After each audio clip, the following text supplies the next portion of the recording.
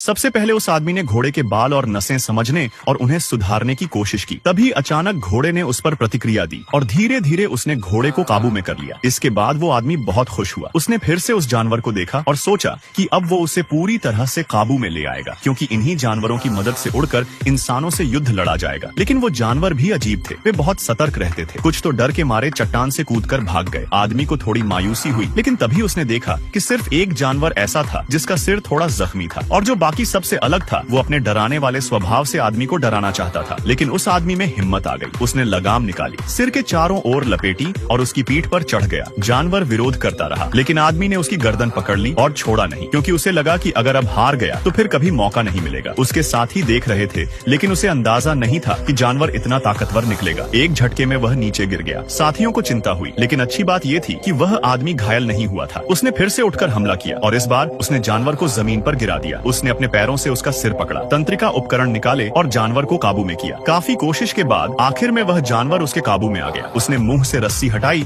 और चुपचाप उस पर बैठ गया। उसके पास बैठी महिला ने उसे कुछ बताया। आदमी ने बिना झिझक गठबंधन में शामिल होने का फैसला किया। रात में चांदनी के नीचे सफर उनके लिए आसान नहीं था। आदमी को लग रहा था कि अगर उसने इस बार ठीक से उड़ान नहीं भरी तो सारी मेहनत बेकार हो जाएगी। फिर आखिरकार वो जानवर स्थिर हुआ और उड़ने लगा। तब आदमी को लगा कि अब वो उस जानवर पर काबू पा चुका है। फिर लड़की उसे एक पवित्र पेड़ के पास ले गई, जहाँ उनकी जनजाति प्रार्थना करती है। वहाँ बस तंत्रिका उपकरण रखना होता है और प्रार्थना की आवाजें सुनाई देती हैं। इसी आध्यात्मिक जुड़ाव से ये लोग जीते हैं। इसके बाद लड़की ने उसके सामने प्रेम प्रस्ताव रखा। वह परिवार बसाना चाहती थी, लेकिन जब यह बात सामने आई तो आदमी ने कहा कि वह पहले से ही उसको चाहता है। दोनों ने अपने दिल की बात कही और साथ रहने का फैसला किया। अगली सुबह अचानक मशीनों की आवाज से लड़की उठ गई। उसे यकीन नहीं हुआ कि उनके शहर पर हमला हो गया है। महिला ने आदमी को जगाया। महिला ने उसे पूरी ताकत से खींचकर उठाया। जैसे तैसे वह जागा, लेकिन तब तक हमला शुरू हो चुका था। एक बड़ा स्टील का जहाज उनकी ओर बढ़ रहा था। आदमी ने गुस्से में अपना हथियार उठाया और ऊपर चढ़कर हमला किया। कैमरे टूट गए और सैनिकों को सब पता चल गया, क्योंकि दुश्मनों के पास ज्यादा ताकतवर हथियार थे। आदमी को पीछे हटना पड़ा। वह लड़की को लेकर जंगल की ओर भाग गया। इस बीच अवतारों ने भी अपनी जानवरों की मदद से हमला शुरू कर दिया। इंसान अभी तैयारी कर ही रहे थे कि उन पर अचानक हमला हो गया। बहुत जल्दी इंसानों के हथियार बर्बाद हो गए। उन्होंने जवाबी हमला भी किया, लेकिन वो असरदार नहीं था। आखिर में इंसान हार मान गए। फिर आदमी, जो अवतारों के साथ रह रहा था, अपने घर की ओर चल पड़ा। इस तरह